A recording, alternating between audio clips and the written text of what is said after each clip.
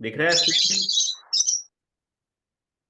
दिख हाँ दिख रहा है ना? हाँ हाँ।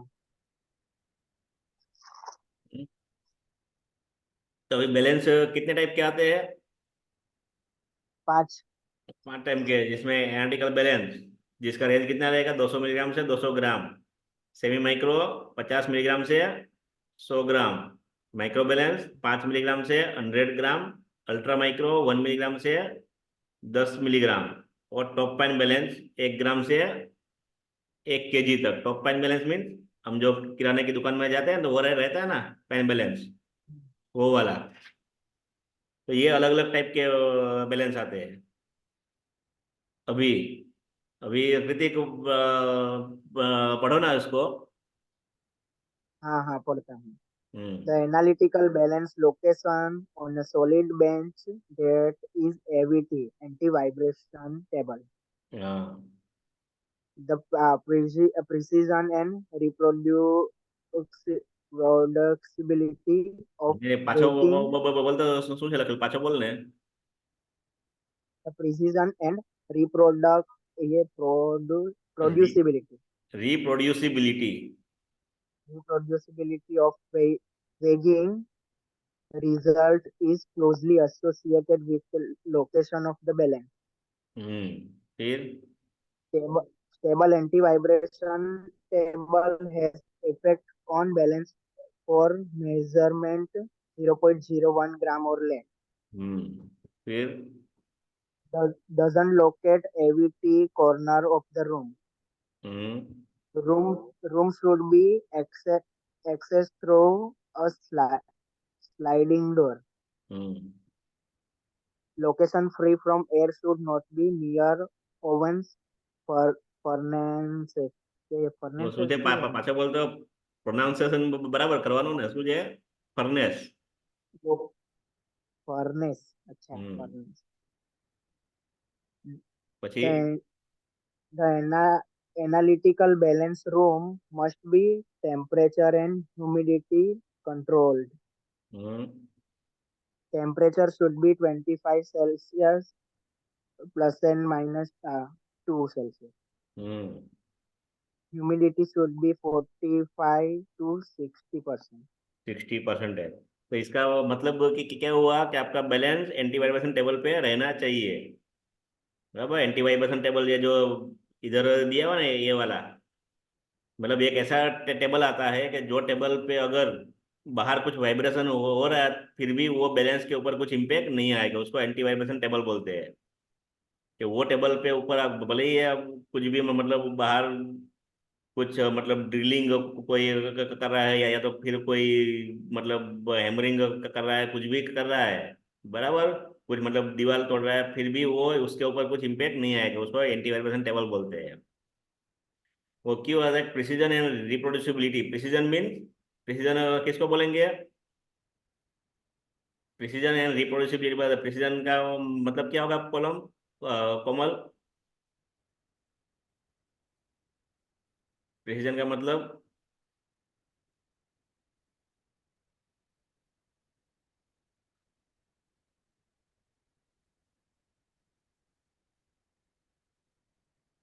बराबर। पहले अनम्यूट करो तुमको। अनम्यूट, अनम्यूट करो। तुम म्यूट हो इसलिए आवाज नहीं आ रही है।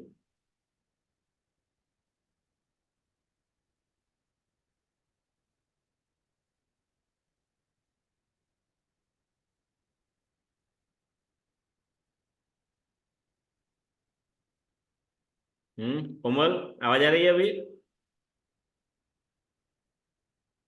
तुम, तुम्हारी आवाज नहीं आ रही है। तुम अपने आप को अनम्यूट करो।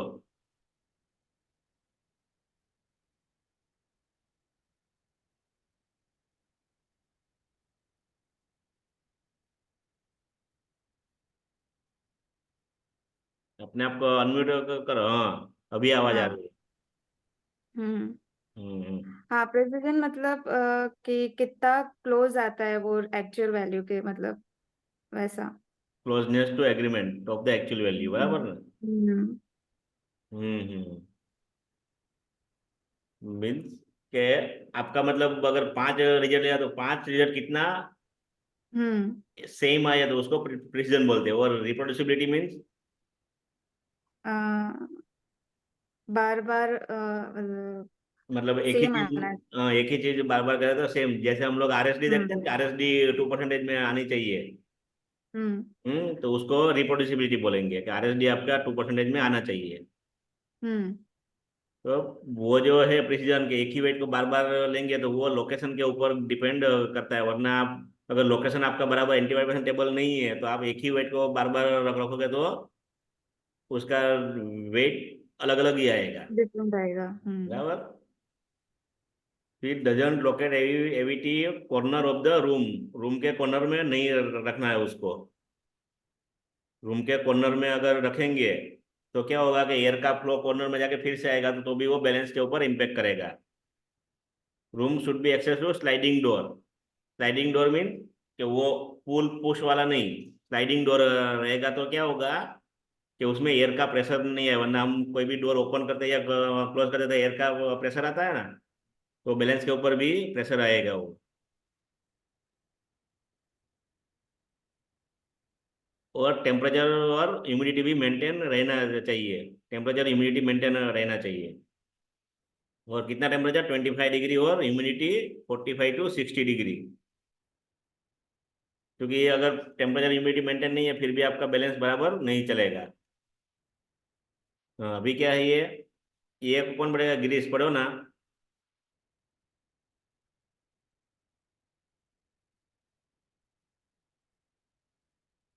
गिरीश, तुम अनम्यूट करो पहले, म्यूट हो।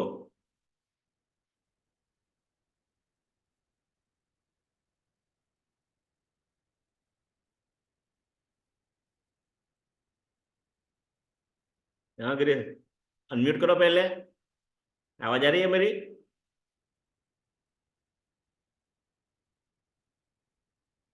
सीखना पड़ेगा तुमको पहले, हाँ?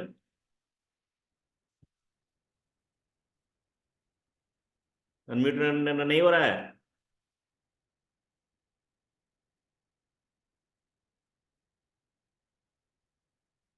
हो रहा है unmute?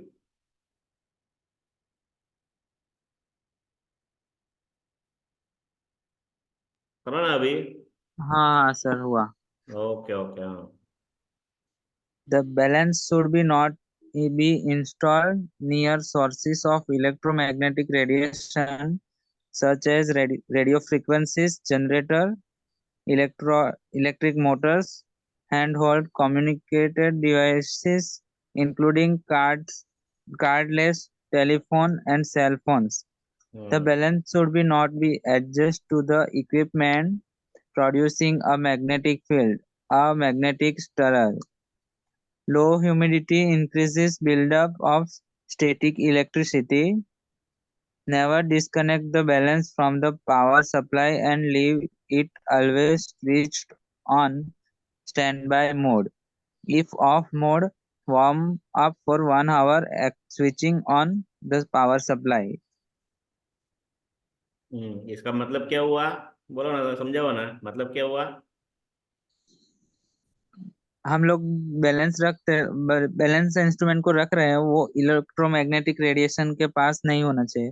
Like generators, electric Motors, communication device like phone, ये सब। बराबर। फिर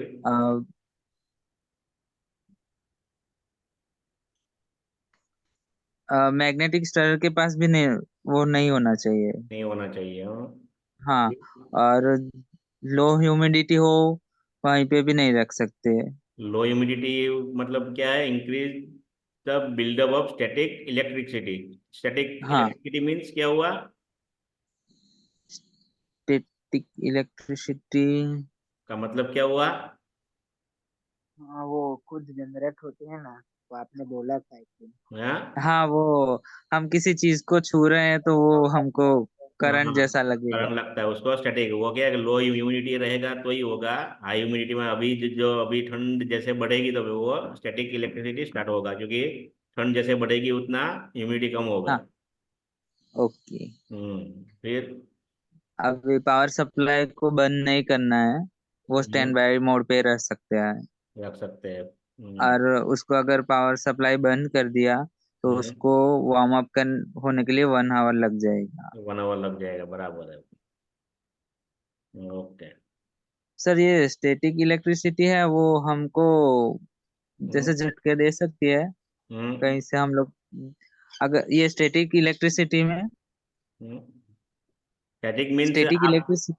आप अगर ये अभी जैसे जैसे ठंड बढ़ेगी, अगर प्लास्टिक की चेयर को छुओगे या तो फिर कॉटन का जो कपड़ा रहेगा उसको छुओगे तो आपको करंट जैसा आएगा ना, हाँ, क्योंकि वो जब तो भी। ये सर हाँ बोलो। मेटल में भी हो सकता है।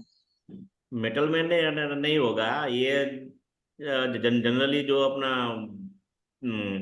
उसको एक्सट्रैक्ट करता है ना इलेक्ट्रिसिटी को, मतलब प्लास्टिक में ज्यादा होगा और कॉटन में ज्यादा होगा। कॉटन का अगर कपड़ा पहन के तो होगा, अगर तुम दूसरा कॉटन के सिवा कुछ कपड़ा पहनोगे तो उसमें कम होगा वो, ओके। उसमें ज्यादा होता है।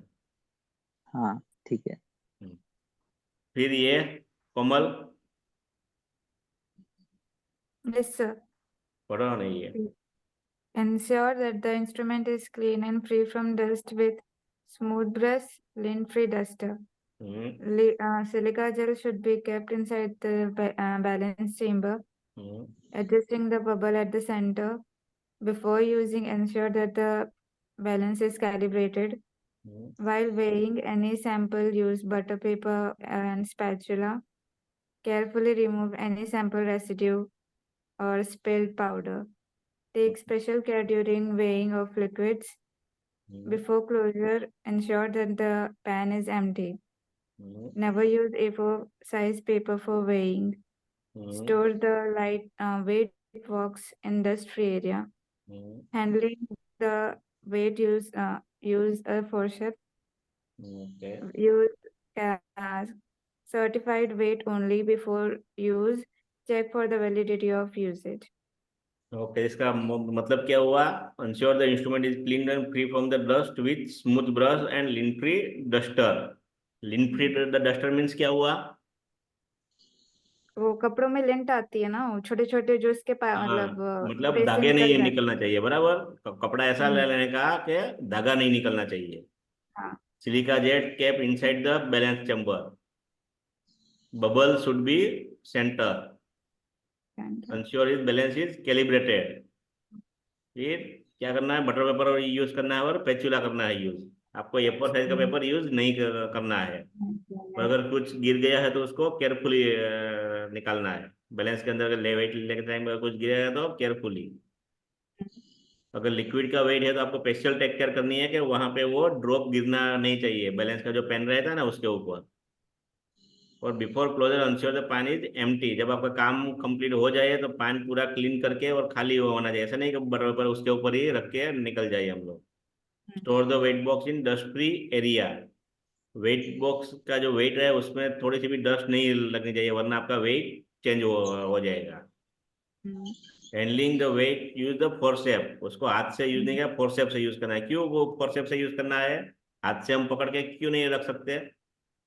कुछ रीजन है हाथ उसका? पे कोई मॉइस्चर होगा या कुछ भी होगा, वो फिर वो हाथ का वेट पे मोइस्चर उसमें लग जाएगा, बराबर। और सर्टिफाइड वेट ही यूज करना है ओनली। हम्म अभी ये है वेइंग मेथड। हम कौन कौन सी वेइंग मेथड यूज कर सकते हैं? श्रुति, श्रुति चालू का करके निकल गई है क्या है? Yes, sir. Now, yes, sure. यहाँ चुहा तो भाई वीडियो चालू करने हैं।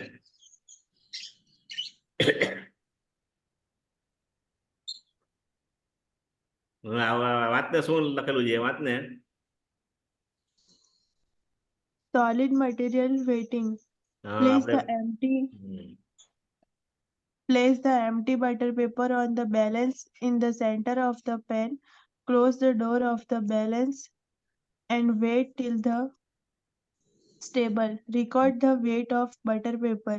Add the material to the butter paper. Close the door of the balance and wait till the stable. Record the weight of butter paper. Transfer the material into a appropriate flask or beaker as per the requirement. Then Reweight the butter paper by placing in it to the into on pan. Do not change the set weight between these two weighting. Record the weight of butter paper. The second weight represents the weight of untransferred material and stubble from the total weight. Determine the weight of the transferred material. શું મતલબ થયો? क्या हुआ meaning इसका? कि wait लेना है तो कैसे लेंगे अभी? બટર પેપર પર લેવાનું પહેલા તેનો બટર પેપરનો વેઇટ કરવાનો हम्म, फिर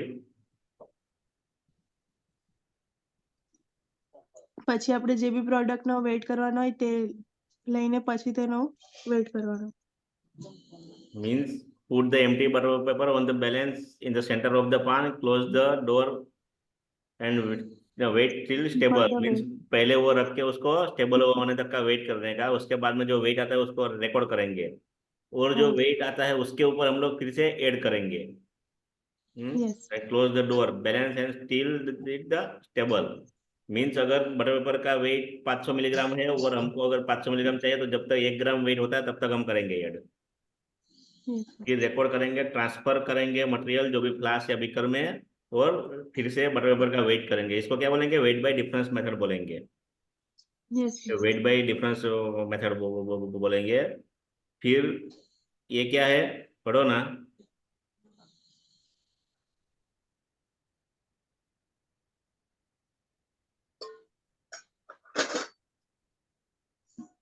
पढ़ो ना श्रुति. Place the empty butter paper on the balance in the center of the pan.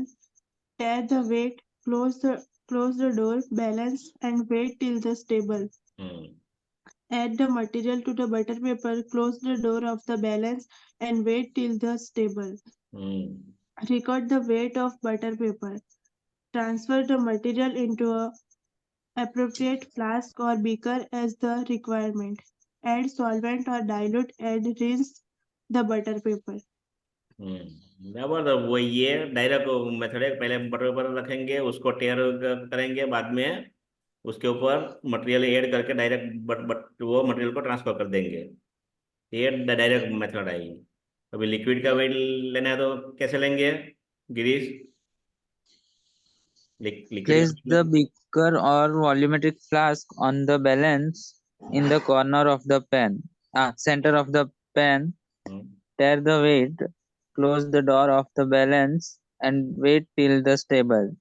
Add the material to the beaker or volumetric flask, close the door of the balance, wait till the stable.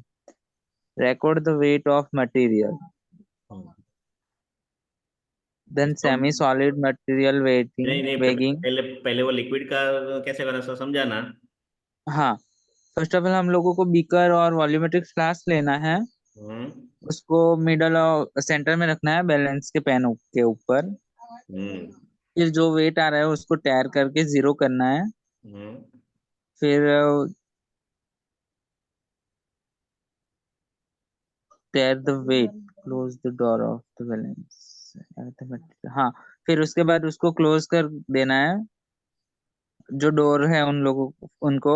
फिर उसमें material add करना है beaker के अंदर. फिर वापस से उसको क्लोज करेंगे और जब उसको स्टेबल होने देंगे, जो वेट आए उसको हम लोगों को लेना है. ओके. मीन्स अब लिक्विड का वेट लेना है, पहले बीकर रखेंगे. हाँ, बराबर. बीकर को टेयर करेंगे और उसमें जो भी है, तो ये हम जो ट्रांसफर कैसे करेंगे, किससे करेंगे ट्रांसफर? ये हम लोगों को पिपेट से करना पड़ेगा. पिपेट. अगर वेट बहुत कम रहेगा तो क्या लेंगे कोमल? वो अगर ड्रॉपर तुमको अगर आता है. 50 ड्रॉपर. मिलीग्राम वेट लेंगे तो 50 मिलीग्राम वेट लेना है और तुम पिपेट से लोगे तो वो बढ़ जाएगा ना. हाँ, हाँ, तो ड्रॉपर से चलतेगा ना. तो ड्रॉपर भी का ड्रॉप बड़ा होता है ना, ड्रॉप छोटा होता है. वो किसका ड्रॉप छोटा होता है? आ, कैपिलरी. वो सिरिंज. वो कैपिलरी यूज कर सकते हैं ना. हाँ हाँ कैपिलरी, कैपिलर। हाँ कैपिलरी बराबर, से भी। कैपिलरी से आपको करना है। और ओके। सेमी सॉलिड किसको बोलेंगे कृतिक? लिक्विड और सॉलिड दो, मतलब क्या बोले उसको। क्या वो बोलेंगे? रूम सॉलिड भी नहीं टेम्परेचर। होगा और वो, हाँ, वो लिक्विड भी नहीं होगा रूम और सॉलिड टेम्परेचर भी नहीं पर। होगा। Semi solid. जैसे अपना जो ऑइंटमेंट आता है वही, सोफ्रामाइसिन आती है ना, सोफ्रामाइसिन आती है, टूथपेस्ट आती है, वो सभी सेमी सॉलिड में आता है। हाँ। तो उसका वेट कैसे लेंगे? आप मेरे को बोलना है सर। कृतिक कृतिक। हाँ हाँ, semi solid material weighing. Place the butter paper on the balance in the center of the pan. Tear the weight. Close the door of the balance. Wait till the stable. Add the material to the butter paper or beaker or volumetric flask. Close the door of the balance and wait till stable. Record the weight of material and transfer complete butter paper to volumetric flask. Means आपको beaker लेना है या तो फिर butter paper लेना है, उसको टेयर करके, अगर बिकर या बटर पेपर है तो उसी में ही आपको ऐड कर देने का है। और अगर बटर पेपर पे आपने वेट किया तो बटर पेपर पूरा आपको फ्लास्क में डालना है, और बिकर में है तो बिकर को रिंस करना है पूरा। हम्म जो भी रहेगा बिकर को, जो भी उसमें रहेगा तो उसको रिंस करके आपको वॉल्यूमेट्रिक फ्लास्क में या तो फिर बिकर के अंदर ही आपको पूरा वेट लेना है। अभी कैलिब्रेशन। अभी कैलिब्रेशन कौन कौन नहीं वो बोल पाया था? कौन कौन भूल गया था? श्रुति वो बाकी थी ना? श्रुति, कैलिब्रेशन कैसे करेंगे? पढ़ के बोलना। पढ़ के मतलब जो लिखा है वो नहीं बोलना है तुमको, तुम्हारे लैंग्वेज में बोलना है कि डेली के कैलिब्रेशन करना है तो कैसे करेंगे, इसमें देख देख के बोल। ગુજરાતીમાં ना ना, हिंदी में, गुजराती में नहीं।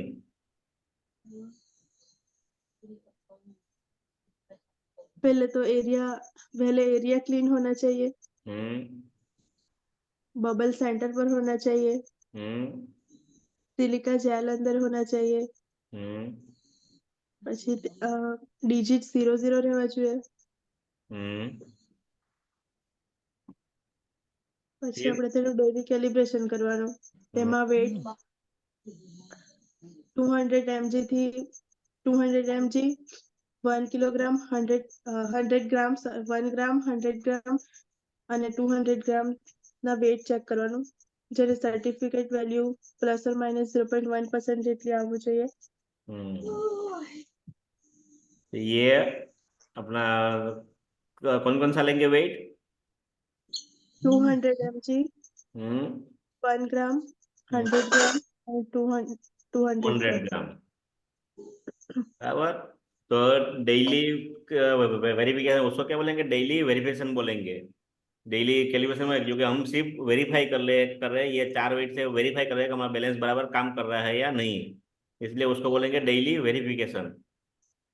ओके तो उसमें क्या करना है हमको? प्रिकॉशन तो वो लेना है कि balance should be clean, surrounding area clean रहना चाहिए, बैलेंस क्लीन रहना चाहिए, as well as bubble should be in centre. Calibration status update होना चाहिए, अपने को ऑपरेटिंग रेंज देखना है, ऑपरेटिंग रेंज क्या है उसके हिसाब से हम बैलेंस का कैलिब्रेशन कर सकते हैं। तो ये जो डेली वेरिफिकेशन करना है तो उसमें हम 3 या 4 वेट सिलेक्ट कर सकते हैं। कौन कौन सा वेट? जो अपने ऑपरेटिंग रेंज जो है वो मिनिमम और मैक्सिमम दो आ गया। जो ऑपरेटिंग रेंज अपना अपना बैलेंस का कितना है? 200 मिलीग्राम से 200 ग्राम का है, तो 200 मिलीग्राम और 200 ग्राम तो आ गई है। इन बिटवीन अपने को कोई एक या दो वेट ले लेना है। मोस्ट ऑफ हम 4 वेट लेते हैं, तो कोई भी दो वेट सिलेक्ट करना है। तो आप 1 ग्राम और 100 ग्राम भी सिलेक्ट कर सकते हो, या तो अपनी तरीके से 5 ग्राम भी ले सकते हो, 50 ग्राम भी ले सकते हो, वो आपके ऊपर डिपेंड है। पर ये 200 मिलीग्राम और 200 ग्राम तो आना ही चाहिए। बराबर। तो वो ये 4 सर आपको लेना है। हाँ। ये वैलिडेशन और कैलिब्रेशन, हम्म ये दोनों में डिफरेंस क्या है? ओके, वो आगे आता है, मैं वो बोलता हूँ तुमको। बराबर। हम्म ओके ठीक है। हाँ। तो ये अपने को 4 से करना है। बराबर। और उसके बाद में ये जो 4 का वेट है वो कितना आना चाहिए, +-0.10 स्टैंडर्ड वेट, जो सर्टिफिकेट वेट है उसका +-0.10% आना चाहिए। कृतिक, बराबर ना, अभी रहेगा ना याद? हाँ। हाँ, नहीं याद रखना है अब हमको, ओके ओके। बराबर। फिर ये मंथली कैलिब्रेशन, ये मंथली में क्या क्या आएगा? फुल रेंज कैलिब्रेशन करेंगे उसको हम लोग, पुटिंग द स्टैंडर्ड वेट कि पहले हम कितना रखेंगे, उसमें भी कितना आएगा फुल रेंज, मतलब 200 मिलीग्राम और 200 ग्राम, वो तो दो तो लेना ही है। इन बिटवीन हमको दूसरा भी जो जितना वेट है वो हम ले सकते हैं, बराबर। 200 मिलीग्राम और 200 ग्राम तो लेना ही है। इन बिटवीन हम पूरा जो उसका रेंज रहेगा वो पूरा लेंगे, जैसे 500 मिलीग्राम, 1 ग्राम, 2 ग्राम, 5 ग्राम, 10, 20, 50, 100 और 200 सभी वेट लेंगे, और सभी का हमको कितना आना चाहिए, +-0.10% ऑफ सर्टिफिकेट वैल्यू।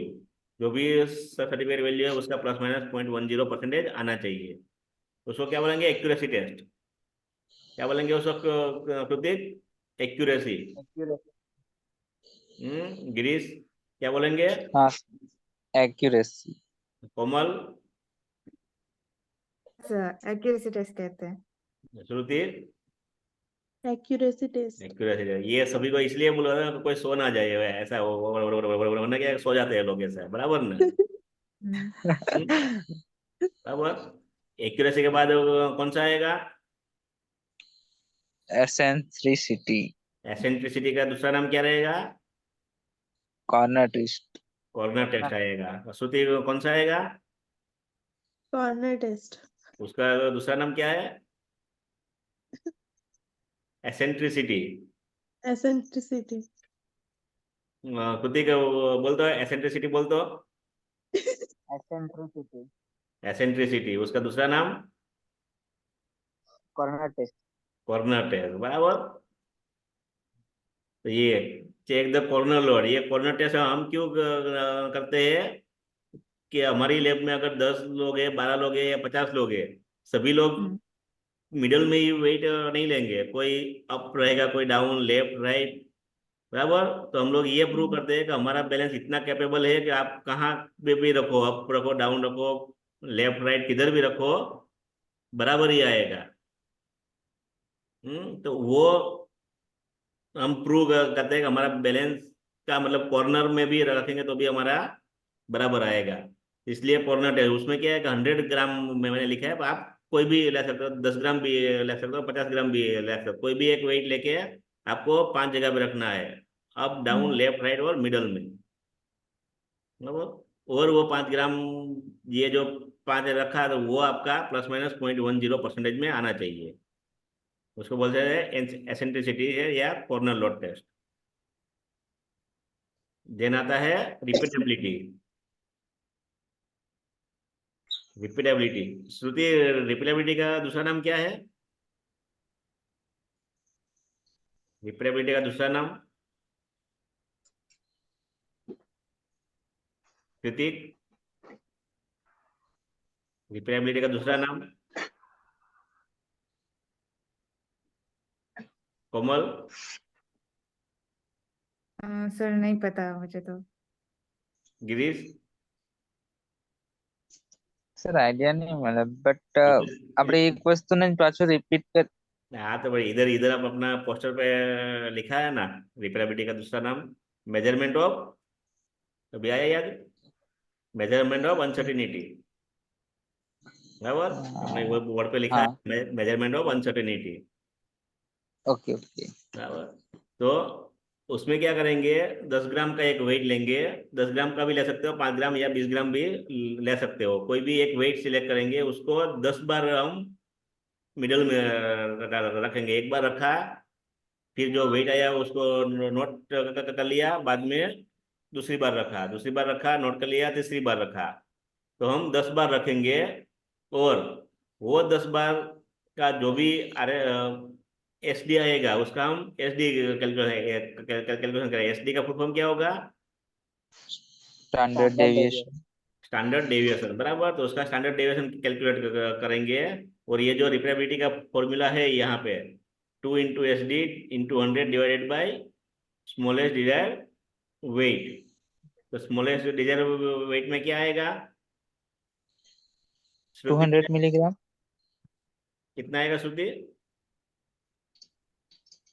200 મિલીગ્રામ બધાથી ઓછો વેટ હશે 200 मिलीग्राम मीन्स अपना बैलेंस का जो मिनिमम लिमिट रहेगा वो हम अपने को यहाँ पे रखना है। अगर हमारा जो बैलेंस का मिनिमम लिमिट 5 मिलीग्राम है, अपने पास माइक्रो बैलेंस है और 5 मिलीग्राम, तो यहाँ पे 5 मिलीग्राम आएगा। और हमारा अगर बैलेंस कोई बड़ा बैलेंस है कि जिसका मिनिमम लिमिट 100 मिलीग्राम है, तो इधर 100 मिलीग्राम आएगा, मतलब जितना लिमिट है वो आएगा। और इंटू एस डी, फॉरवन डी क्या है? कौन समझाएगा वो फॉरवन D? If SD is smaller than 4-1D, then D is replace the standard deviation with 4-1D। इसका मतलब क्या हुआ 4-1D का, कोमल? हम्म 4-1D का मतलब क्या हुआ? नहीं पता। भूल गई? नहीं, ये मुझे याद नहीं आ रही। 0.41D। 4-1D गिरीश याद है? सर उसको हम लोग वैल्यू होती है उसको मल्टीप्लाई करते हैं। कौन सी वैल्यू को मल्टीप्लाई करेंगे? जो ये रिपीटेबिलिटी की वैल्यू आ रही है हम्म उसको शायद। ओके। कृतिक याद है 4-1D क्या रहता है? नहीं याद है सर। श्रुति याद है? श्रुति को रहेगा याद? ની યાદ સર नहीं याद। 4-1D, D means average scale, અને डी मीन्स क्या है? Scale interval. Scale interval means अपना बैलेंस कितना डिजिट का है? 4 डिजिट का, बराबर। 4 चार है ना, पॉइंट के बाद 4 डिजिट आता है। हाँ हाँ ध्यान हाँ में। पॉइंट के बाद 4। तो डी मीन्स क्या होगा? डिजिट। डिजिट। तो डी मीन्स क्या होगा? फॉर द ये देखो यहाँ पे मैंने लिखा है 4-1D, 4-1 इंटू डी, बराबर। D is equal to decimal place of the balance. यहाँ पे बैलेंस नहीं, अपने पास जो कैपेसिटी है वो कितना है? 4 डिजिट का है, तो क्या है? 0001 आएगा। जो लास्ट डिजिट है उसको 1 करें। हाँ 5 डिजिट का रहेगा तो 4 जीरो के बाद 1 आएगा। 6 डिजिट का रहेगा तो 5 जीरो के बाद 1 आएगा। तो ये 4-1 इंटू 0.00, तो ये वैल्यू आती है। तो क्या क्या स्टैंडर्ड डेविएशन इज मीन्स, तो यहाँ पे जो लिखा है ना, तो हमको ये जो वैल्यू आती है 4-1D की, ये जो वैल्यू आई 0.000041, और ये जो है स्टैंडर्ड डेविएशन, दोनों में से जो बड़ा है वो यहाँ पे अपने को रखना है। समझ गए? जो हमारा स्टैंडर्ड डेविएशन जो हम निकालेंगे वो, और ये जो 4-1D का हम जो कैलकुलेट करेंगे वो 4-1D आपका फिक्स रहेगा, एक बैलेंस के लिए फिक्स रहेगा, वो कभी आपका चेंज नहीं होगा। बैलेंस चेंज होगा तो ही वो चेंज होगा, वरना चेंज नहीं होगा। तो जो बड़ा रहेगा वो आपको वहां पे आएगा, बराबर। आगे समझ में ये? सर श्रुति? एक बार वापस से बोलो ना। हम्म एक बार वापस से बोलो ना, मेरे नेटवर्क चला गया था। ओके। तो 4-1D का मतलब क्या हुआ? रिपीटेबिलिटी का मतलब क्या हुआ कि आप कोई भी एक वेट लो, 10 ग्राम लो, 100 ग्राम लो, 5 ग्राम लो, उसको आपको 10 बार बैलेंस पे रखना है, हाँ बराबर। जो आपने रखा था वो 10 बार रखना है। बाद में उसका स्टैंडर्ड डेविएशन कैलकुलेट करना है। उसका ओके। स्टैंडर्ड डेविएशन हाँ कैलकुलेट करना है। और स्टैंडर्ड डेविएशन कैलकुलेट करने के बाद आपको वो देखना है 4-1D का कैलकुलेशन करना है। 4-1D आपका बैलेंस के लिए फिक्स रहेगा, वो कभी चेंज हाँ नहीं होगा। जब आपका बैलेंस चेंज होगा तो ही वो चेंज होगा, वरना एक बार आपका जो बैलेंस अगर 4 डिजिट का है तो वो लाइफ टाइम 4 डिजिट ही रहने वाला, उसका 4 का 5 नहीं होने वाला है, बराबर। तो ओके बैलेंस हाँ चेंज होगा तो ही होगा, ना 41D सेम ही रहेगा। तो वो 41D और SD दोनों में से जो बड़ा हाँ है वो यहाँ पे आपको रखना है, SD की जगह पे। हम्म? ओके और 41D का हाँ कैलकुलेशन क्या है? ये 41D is equal to decimal place of the balance, मतलब 41 इंटू 0.00, ये वैल्यू आई बराबर। ये वैल्यू और हाँ हाँ स्टैंडर्ड, देखो आपका स्टैंडर्ड डेविएशन ये रहा, ये है। तो 41D हाँ आपका इससे बड़ा है, तो आपको 41D का वैल्यू रखना है। अगर ये वैल्यू अगर आपकी बड़ी रहती तो आपको यहाँ पे वो वैल्यू आ जाती। हम्म। हाँ हाँ बराबर, तो ओके ये हिसाब से आपका ये रिपेयरेबिलिटी का कैलकुलेशन, और उसका क्राइटेरिया क्या है? 0.10% से नीचे रिजल्ट आना चाहिए। कितना? हाँ 0.10% से नीचे रिजल्ट आना चाहिए, बराबर। ओके हम्म। अभी है मिनिमम वेट, जो मैंने बोला कि अपना मिनिमम वेट का कैलकुलेशन कैसे करेंगे। बैलेंस का अगर मिनिमम वेट का कैलकुलेशन करना है, कोई नया बैलेंस आया तो हम कैसे डिसाइड करेंगे उसमें मिनिमम वेट कितना लेंगे? जैसे हमने रेंज रखा 200 मिलीग्राम से 200 ग्राम, तो मिनिमम वेट कितना रखेंगे वो अगर देखना है हमको, तो उसका फॉर्मूला है 2000 इंटू SD।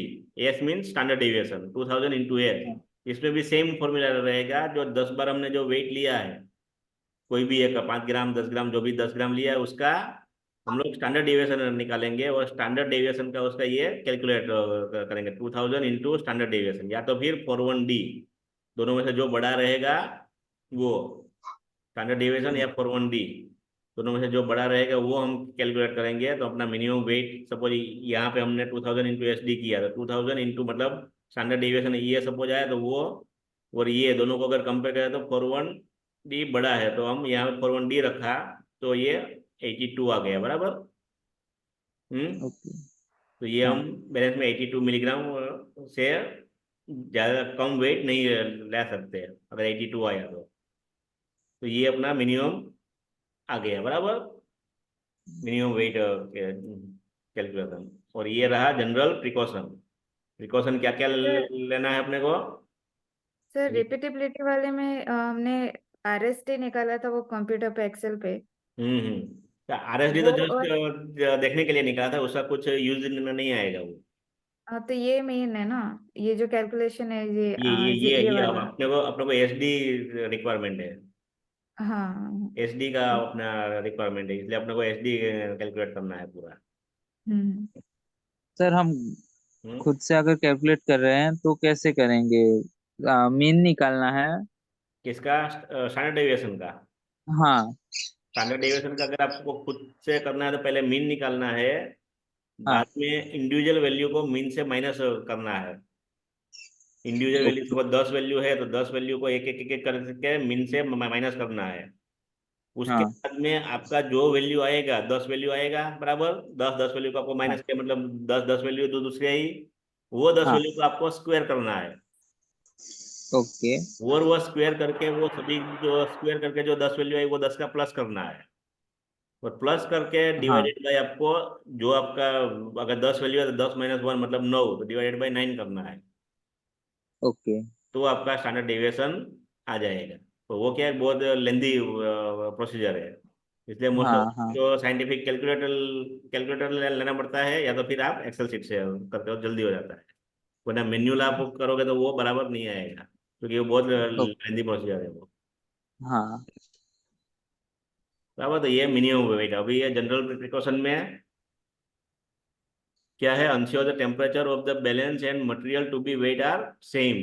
जब आप भी वेट करने के लिए जाओ, सही तो आपका टेम्परेचर ऑफ द बैलेंस और मटेरियल दोनों सेम रहना चाहिए। जैसे आप सपोज आपने फ्रिज से कुछ निकाला है, बराबर, कोई सैंपल फ्रिज में पड़ा है, तो फ्रिज से निकालने के बाद जब तक वो रूम रूम टेम्परेचर पर नहीं आता तब तक उसका वेट नहीं करना है। या तो फिर आपने कुछ है जो ओवन से निकाला है, तो ओवन से निकालने के बाद भी जब तक उसका वेट मतलब तो रूम टेम्परेचर नहीं आता तब तक वेट नहीं करना है। फिर hygroscopic material should be expose more time in air. Hygroscopic means क्या हुआ? क्या मतलब रहेगा हाइग्रोस्कोपिक का?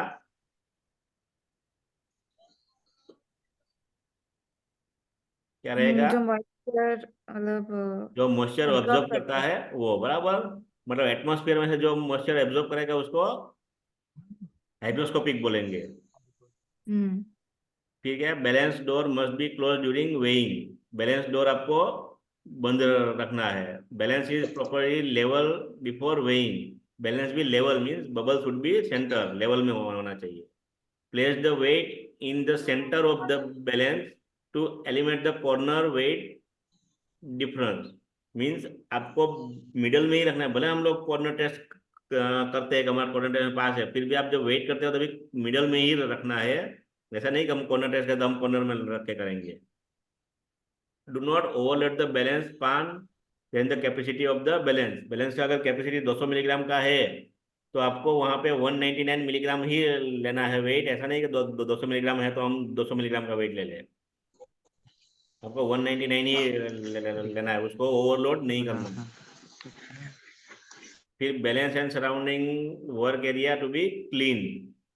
Any print out of the weight should be taken after stabilize of the reading. आपको जब भी वेट नोट करना है तो स्टेबल होने के बाद ही करना है weight note. Equate the balance at least 1 hour before start the calibration of analytical balance.